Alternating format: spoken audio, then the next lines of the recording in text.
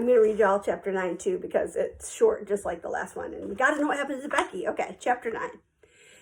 It's when I remember I last saw Becky sitting on the path to the far meadow that my legs like to give out. Becky, I call again. Dad comes to the screen. What's the matter, Marty? We can't find Becky, I say. We were playing hide and seek and I can't find her. He comes out on the porch. Then Ma. What? Says Ma.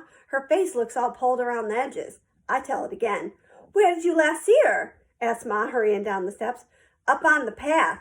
I point to the steep dirt trail that leads to the woods in the far meadow. I told her not to go up there and she sat down. Then Darylyn hurt her toe and I don't remember if I saw Becky after that. Ma's running now, heading for the path. The sky's got that in-between look. It isn't day and it isn't evening. Everything looks in sharp focus, but you know it's not for long.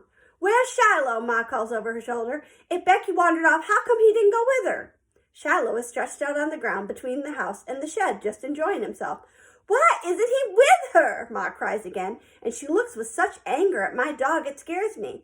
What good is he if he can't protect Becky? Ma, I say. Then she turns on me. You should have watched her.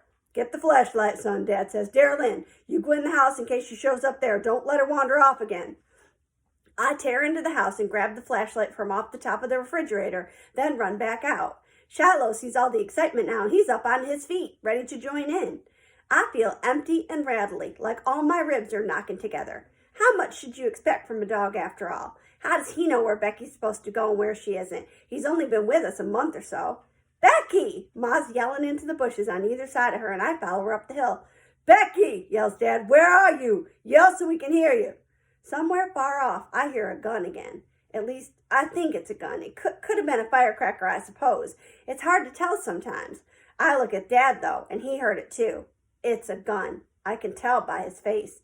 We get to the fork in the path. Go left, you end up in the woods, up near where I hid Shiloh, where I built his pen. Go right, you'll come to the meadow, where I'd run him sometimes. Nobody could see us from below.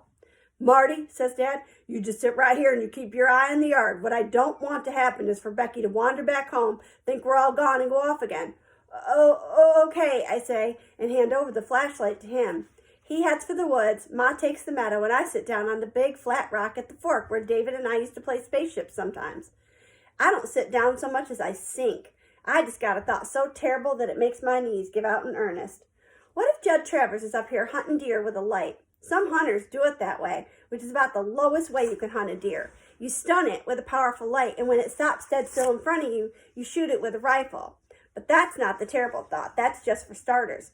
What if, because I didn't report Judd to the game warden when he killed that doe out of season, he feels he can get away with it again?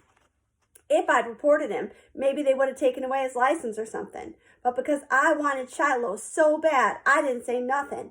And maybe saying nothing is why Becky's missing now. Maybe one of those stray bullets found her, and I traded Becky for Shiloh.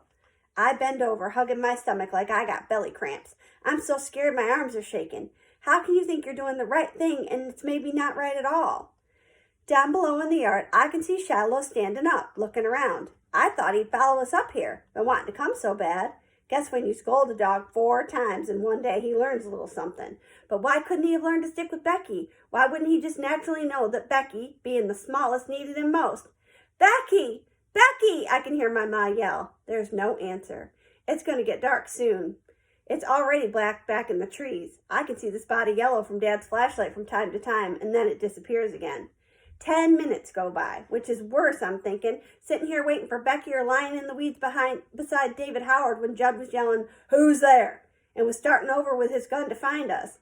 I think I'd choose to be back there and take my chances at Judd's. At least what was happening, or going to happen, would take place before my eyes. Here I don't know. All I can do is sit. Dad's coming back through the trees now. Then I hear Ma's footsteps not far behind. "I'm calling the sheriff. I'm going to ask for a search party," Dad says, and I hear a tremble in his voice. Ma's starting to cry. We make our way down the steep path, and Dad's talking out loud, praying. I guess he is, close as he comes to prayer. "Wish to God I hadn't riled Judd. God, I wish to God I'd handled that better." I can see right off I'm not the only one feeling responsible. Guess I thought that when you get to be 38, like Dad, you don't have those questions. You just know. Now I'm seeing the other side of things. "Ray," Ma sobs, her nose all clogged. "You don't think Judd would come through those woods and just take Becky, do you?"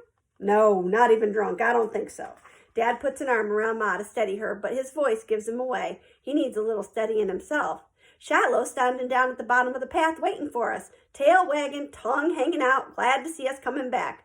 But Dad's not glad to see him. In fact, it seems to me that Dad's right foot sort of reaches out and gives that dog a little push. Not blaming Shiloh exactly, but not feeling so kindly toward him neither. Dara Lynn's standing at the screen door bawling because she don't like being left in the house by herself at night, and nobody's paying her much mind. Dad steps up on the porch and goes straight for the telephone. Ma's telling Dara Lynn to hush. I go up on the porch and wait for Shiloh to follow us in, the way he does when we're all on the porch in the evening. But he just trots back down the steps, goes over to the shed, and stands there wagging his tail. And suddenly my heart begins to beat faster. I leap off that porch, not even bothering with the steps, and open the door to the tool shed a little wider. There's Becky, sprawled on the dirt floor, head on a bag of chicken feed, her lips letting out little fluttery sounds while she sleeps. I'm so happy I shout. Then I hug Shiloh and get the wettest kiss this side of the Mississippi. I shout once more. The shout don't even wake Becky up. Her body jolts for a second and then drops right back to sleep. But now Ma's coming out of the house, then Dara Lynn and Dad. I found her, I yell. Shiloh was looking out for her all the time. Led me right over to the shed.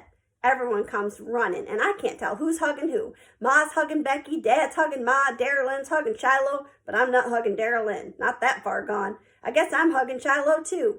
Dad picks up Becky in his arm and carries her into the house, and she don't even open her eyes. I bet you could operate on her brain, and she wouldn't even feel it. Ma takes off Becky's shoes and lays her down on the bed, clothes and all, and then the only thing left to do is have some ice cream. Dad calls the sheriff again to tell him the search is off, and Ma's dishing up big helpings of fudge ripple. Shiloh gets the first dish. Would have saved us a lot of grief and worry if that dog could talk, says Dad. He's smiling now. He did talk. We just didn't ask the right questions, I said. He knew Becky was in the shed the whole time. She must have gone in there to hide and fell asleep. He was watching over her, not making any fuss. It was when we all went in the house without her that he figured he ought to let us know. Well, if I don't see Judd before next weekend, I'm going over there. I'm going to settle this whole thing peaceably, Dad says. I can't go on worrying this way every time a gun or firecracker goes off. I sleep real good that night. Okay, friends, we'll do chapter 10 tomorrow.